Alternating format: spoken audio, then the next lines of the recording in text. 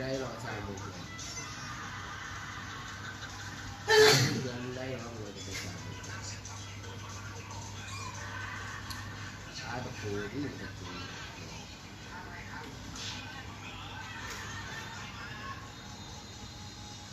ดึงกันไปตะปูตก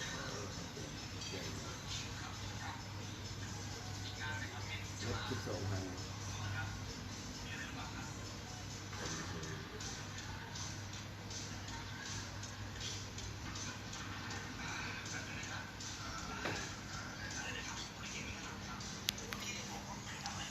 แม่เนี่ยนี่อายมันหันตะปูหายไปทีนึงนี่มันตัวโจ้มาคือหาดูบนเพื่ออายมันลมมาหาเขาเป็นอันนั้นมาให้หาที่ในวันที่เราเติม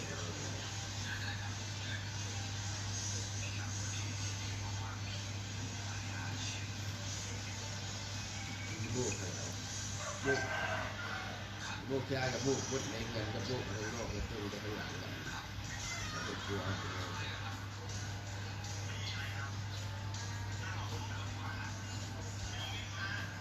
ได้คนรวยโซ่เลยดูกันเล่นอยู่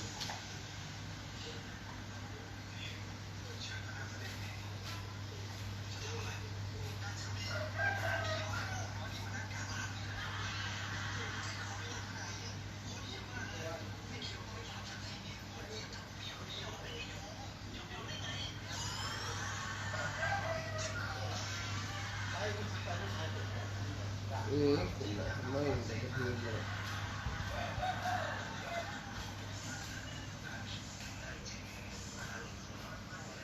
อันนี้อายมันจะแบบมีตัวอายอัพดูดูเยอะมันแบบที่อายเราก็อายคือย้ายพูดเขาโดนเรื่อย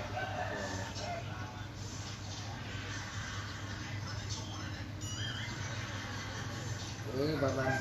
ยาย300 บาทเป็นมันที่ประมาณนี้ประมาณ300 บาท400 บาท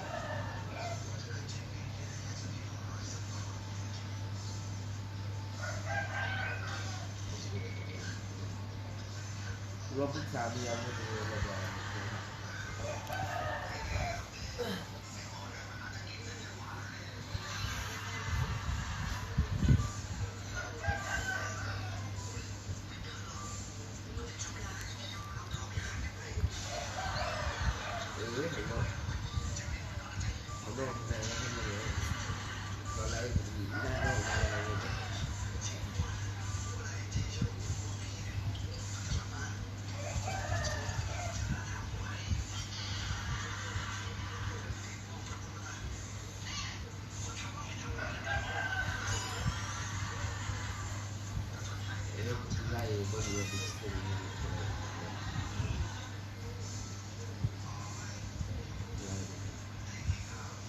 ยังเก้า7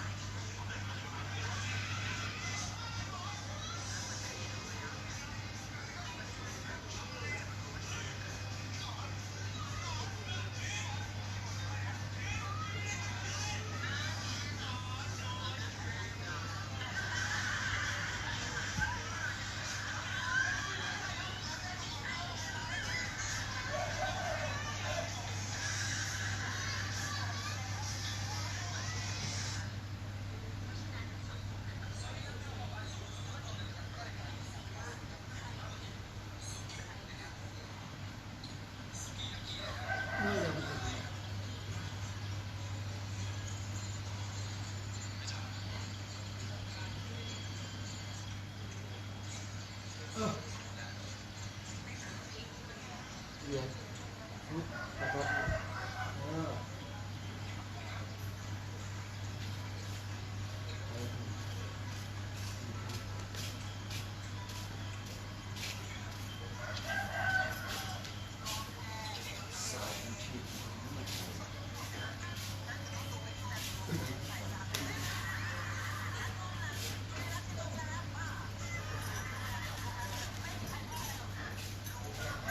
นี่เปล่าวะไปโน่เอาไปเลย